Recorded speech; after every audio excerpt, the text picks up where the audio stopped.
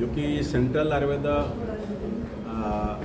Central council for research in Ayurvedic sciences new Delhi under ministry of Ayush government of India के अधीन एक संस्थान है। ये करीब 40 साल से यहाँ ईटानगर मिथुन गेट में काम कर रहा है। तो आज ये 7th आयुर्वेदा डे इस साल का जो मनाया जा रहा है धन्वंतरी जयंती के अवसर पर, उसके लिए बहुत सारे जो कार्यक्रम भारत सरकार आयुष मंत्रालय की तरफ से निर्धारित किया गया था। इसी श्रृंखला में आज हम एक सेमिनार ऑनलाइन और ऑफलाइन दोनों मोड पे, हाइब्रिड मोड पे कर रहे हैं।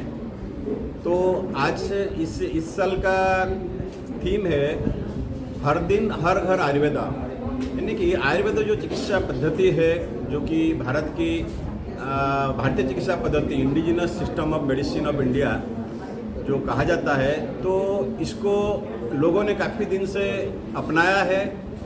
और अभी ये समय आ गया है कि अभी उनको फिर जो आयुर्वेद में जो उपदेश दिया गया है अपनी स्वास्थ्य को बजाय रखने के लिए, तो उसको कैसे लोग फिर पालन करें, इसीलिए फिर ये नारा जब शुरू किया गया हर दिन हर घर आयुर्वेदा, तो हम आयुर्वेद को कैसे वैज्ञानिक तरीके से उसका जो लाभ मिलता है, उसका जो उपदेश वहाँ वर्णन है, चाहे हम उसको स्वस्थ व्रत बोलें कि आप अपनी दिनचर्या कैसे पालन करें, और कोई बीमारी पड़ेगा तो आयुर्वेदिक दवाई खा के कैसे अपने को स्वस्थ बना सकता है, ये सब लोगों में जागरूकता पैदा करने के लिए हमने बहुत सारी एक्टिविटीज़ किया है। और सरकार का ये भी लक्ष्य है 2047 तक आयुर्वेद को एक अच्छा मेडिकल सिस्टम के तौर पर डेवलप कराने के लिए। तो इस बार मंत्रालय की तरफ से बहुत सारे कार्यक्रम के लिए सारे भारतवर्ष के जो आयुर्वेद संस्थानें हैं उनके द्वारा किया जा रहा है। बहुत सारे ऑनलाइन कॉम्पिटिशन्स हो रहा है और लोगों में जागरूकता पैदा करने के लिए, और बहुत सारे लेक्चरर्स कंडक्ट किए जा रहे हैं या मेडिकल कैंप्स किए जा रहे हैं, वेबिनार्स सेमिनार्स किए जा रहे हैं। तो इससे हम आशा रखते हैं कि लोग इससे ज़्यादा जानकारी संग्रह करें और अपने को स्वस्थ बनाए रखने के लिए, और कहीं अपनी बीमारी के हालत में आयुर्वेद का ही फ़ायदा उठाना चाहिए। जो कि सभी को पता है कि आयुर्वेदिक दवाई थोड़ा ज़्यादा दिन तक लेते हैं, पर हम उससे जो है समूल विनाश होता है रोगों का। तो ये सब लोगों तक पहुंचाना हमारा लक्ष्य है। तो इस अवसर पर हमने भी यहाँ बहुत सारे एक्टिविटीज़ किया। यहाँ स्कूलों में जाके, पंचायतों में जाके वहाँ मेडिकल कैंप्स लगाया। वहाँ जो नीडी पर्सन्स थे, बच्चे थे जिनको एनीमिक मिले, न्यूट्रिशियस सप्लीमेंट्स दिया गया। एडोलसेंट गर्ल्स को उनका हेल्थ हाइजीन के बारे में समझा गया। ऐसे बहुत सारे एक्टिविटीज़ हुआ। यहाँ संस्था ने जैसे कि ITBP में जाके हम जवानों को भी सचेतन कराया आयुर्वेद का पद्धति को अनुसरण करने से फ़ायदा क्या मिलता है।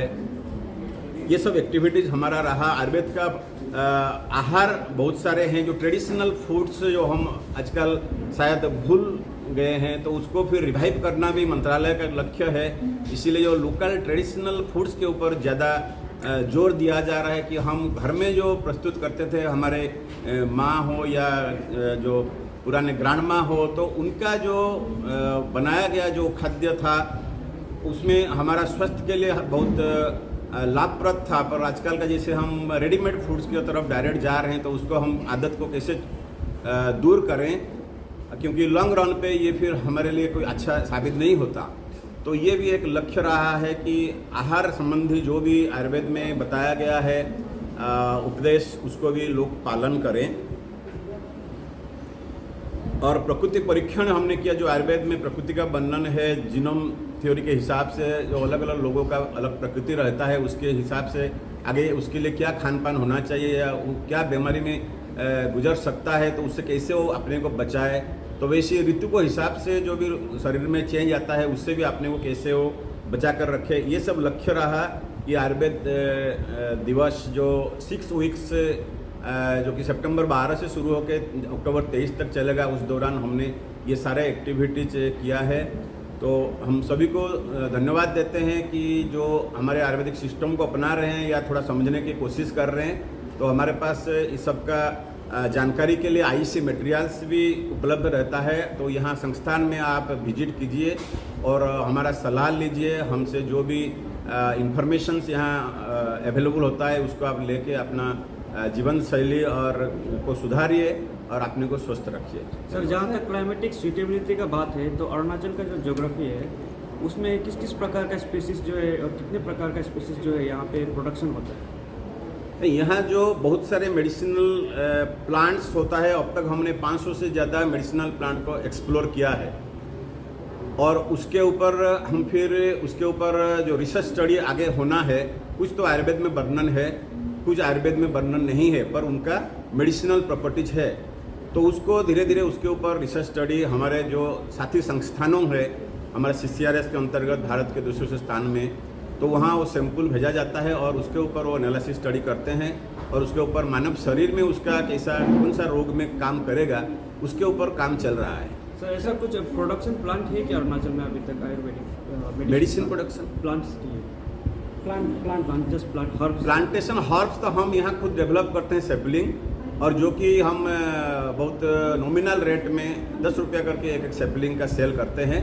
कोई भी पब्लिक उसको ले सकता है और वैसे कुछ इवेंट्स में हम फ्री डिस्ट्रीब्यूशन भी करते हैं। सर, अभी तक पब्लिक का रिस्पांस कैसा रहा? वो इतना सारा अवेयरनेस कर रहा है मेडिसिन प्लांट आयुर्वेदा को आगे बढ़ाने के लिए, इसमें पब्लिक का रिस्पांस कैसा रहा? हाँ, जन भागीदारी और जन सहयोग ये सब मिल रहा है, पर जैसे सरकार के तरफ से और भी आशा किया जाता है, क्योंकि हम यहाँ फ्री में मेडिसिन देते हैं तो कोई आके इसका पूरा लाभ उठा सकते हैं। चाहे 1, 2, 4 महीने के लिए भी हम लोग जो ज़रूरत पड़ता है जिस बीमारी के लिए मेडिसिन पूरा फ्री में मिलता है। तो इसलिए हम चाहते हैं कि लोग और भी आए और यहीं से अपना स्वास्थ्य संबंधित सारे फायदा उठाए। तो हमने जो भी कैंप किया है, ये आयुर्वेदा डे रिलेटेड अभी कैंप, उससे पहले भी जैसे पोषण माह के दौरान 1 महीना का कैंप हुआ, सेवा पखवाड़ा के दौरान हुआ, उससे पहले आज़ादी के अमृत महोत्सव के दौरान भी हमने पिछले साल पूरा 1 साल के दौरान काफ़ी सारी एक्टिविटीज़ किया है। तो लोगों का रेस्पॉन्स मिल रहा है, बट उससे और भी ज़्यादा रेस्पॉन्स मिलने से अच्छा है और लोग इसका फ़ायदा उठाना चाहिए। सर, खास करके कौन सा बीमारी पे आप यहाँ में ज़्यादातर पेशेंट्स आप लोग को दिखने को मिल रहा है? जैसे आप जाने होंगे कि NCD बोलते हैं, नॉन कम्युनिकेबल डिजीजेस, या तो क्रोनिक डिजीजेस, जिसमें कि जॉइंट डिजॉर्डर्स हो गया, या तो कुछ स्वास्थ्य संबंधी विकार हो गया, कोई हृदय संबंधी विकार हो गया, जैसे किसका उच्च रक्तचाप रहता है, किसका मधुमेह डायबिटीज रहता है, कोई स्किन प्रॉब्लम रहता है।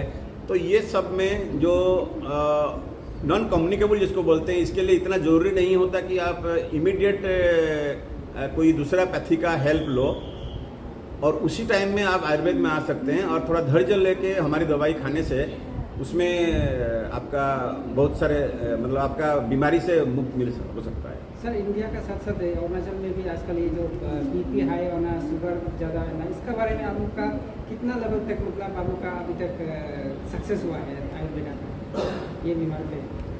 इसे जो BP हाई होना, शुगर हाई होना जो आजकल का प्रॉब्लम बन चुका है, ये हमारी डाइट के साथ साथ लाइफस्टाइल के ऊपर काफ़ी डिपेंड करता है। आयुर्वेद में इसको आहार विहार दोनों चीज़ को समझना पड़ता है।